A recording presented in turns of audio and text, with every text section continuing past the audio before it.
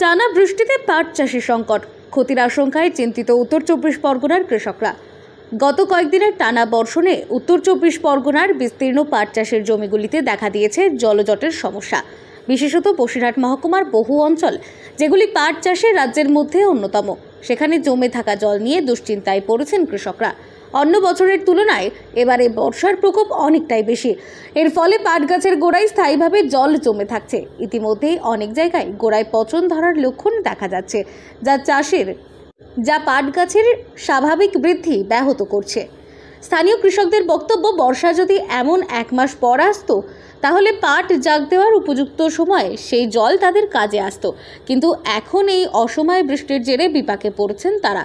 তাদের অভিযোগ, আগে থেকেই যদি নালা নর্দমাগুলি সঠিক সংস্কার ও জল নিষ্কাশনের ব্যবস্থা থাকতো তবে এতটা ক্ষতি হতো না। বিশেষ করে নিচু জমিগুলিতে জল দাঁড়িয়ে থাকায় চাষ পুরোপুরি নষ্ট হওয়ার আশঙ্কা।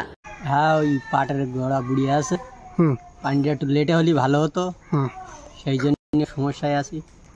পাট কি পচতে শুরু করেছে? হ্যাঁ, পাট পচতে শুরু হয়েছে।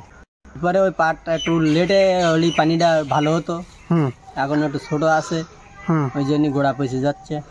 পাট পচে গেলে এরপরে তোমার দাম পাবো না ভালো, তখন ভালো হবে, আরো পাটটা আরো ভালো মজবুত হবে।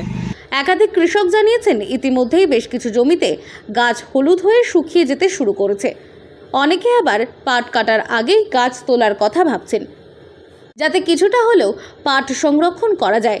পাট রাজ্যের অন্যতম অর্থকারী ফসল হলেও আবহাওয়া ও পরিকাঠামোগত সমস্যার কারণে কৃষকেরা ক্রমাগত ক্ষতির মুখে পড়ছেন। অথচ সঠিক পরিকল্পনা ও সরকারিভাবে সহযোগিতা পেলে এই শিল্পে ফের চাঙ্গা হওয়ার সম্ভাবনা প্রবল। এই পরিস্থিতিতে কৃষকদের দাবি, অবিলম্বে ব্লক ও জেলা প্রশাসনকে মাঠ পর্যায়ে নামিয়ে বাস্তব পরিস্থিতি পর্যালোচনা করে প্রয়োজনীয় ব্যবস্থা নেওয়া হোক।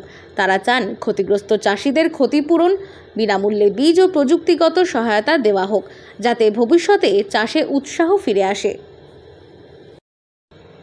বসিরহাট থেকে জুলফিকার মোল্লার রিপোর্ট, লোকাল 18 বাংলা।